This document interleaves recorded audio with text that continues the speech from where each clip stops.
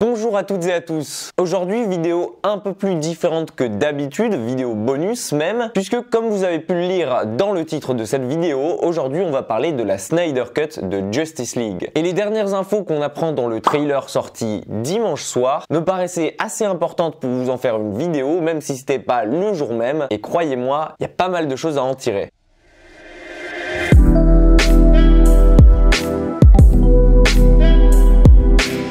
Dimanche soir est donc sorti un trailer que beaucoup de personnes comme moi attendaient depuis très longtemps, puisqu'étant fan du DC Universe et en plus des œuvres de Zack Snyder, ça faisait 4 ans qu'on attendait l'officialisation de ce film. Et maintenant que ça arrive enfin et que ça va vraiment se faire, il y avait une grosse hype concernant le trailer. Et je peux vous dire que cette bande-annonce,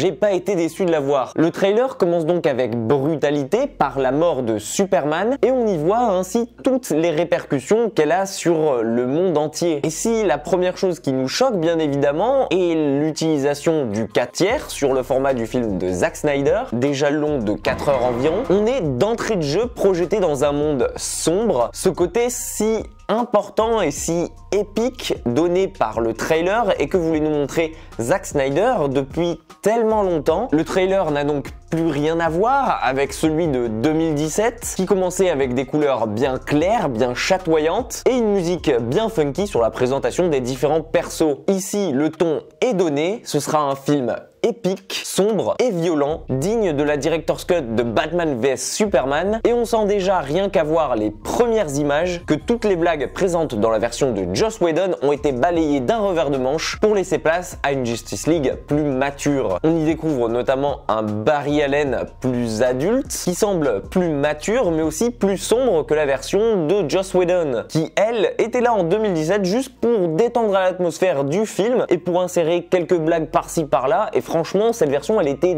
détestée par les fans, et moi y compris. Ça en faisait un Thor Ragnarok bis complètement à côté de la plaque et surtout à côté de l'univers. On découvre aussi dans ce trailer la Black Suit de Superman, dont on connaissait déjà sa présence dans le film, puisqu'on en parle depuis quelques semaines déjà, et dont Joss Whedon s'était débarrassé dans sa version, jugeant que ça rendait le personnage trop sombre. Mais on découvre aussi, et plus important, le nouveau chara-design de Darkseid, et surtout le plus important de tous, celui de Steppenwolf, qui là, il est enfin imposant, grandiose et fait véritablement peur. Bref, il n'a plus rien du tout à voir avec la version de 2017. Une version plus classe donc et plus retravaillée et qui a tellement de différences avec la première version qu'on se demande même si c'est le même personnage. On sent donc que dans l'ensemble, on va faire face à un film beaucoup plus travaillé, mais surtout beaucoup plus sombre et qui nous apporte aussi de nouvelles scènes, comme à la fin du trailer, la présence de Jared Leto en Joker, qui avait été annoncé récemment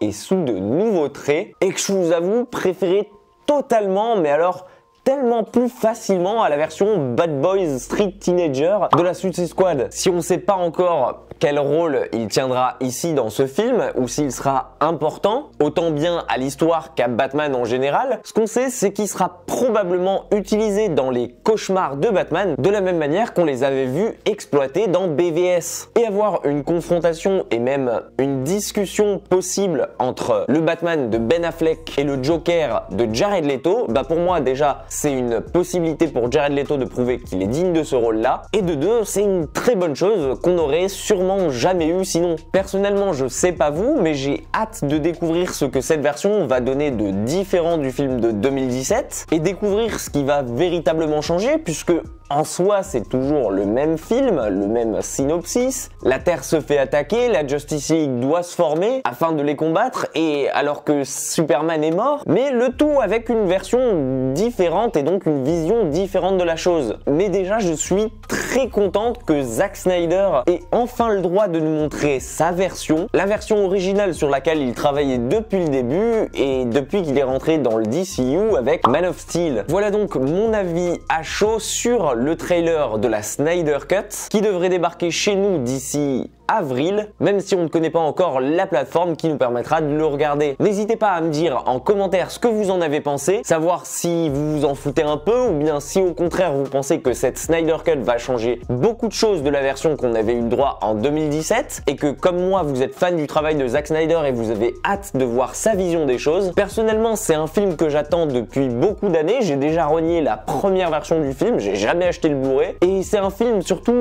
sur lequel j'ai tellement de hype, beaucoup d'attentes et que j'attends depuis tellement d'années que je me suis dit que c'était un peu con de pas vous en faire une vidéo pour vous partager mon avis dessus. Quoi qu'il en soit, si la vidéo vous a plu, pensez à la liker, à la partager mais surtout à vous abonner à la chaîne. Prenez tous soin de vous et quant à nous, on se dit à très vite pour une toute nouvelle critique.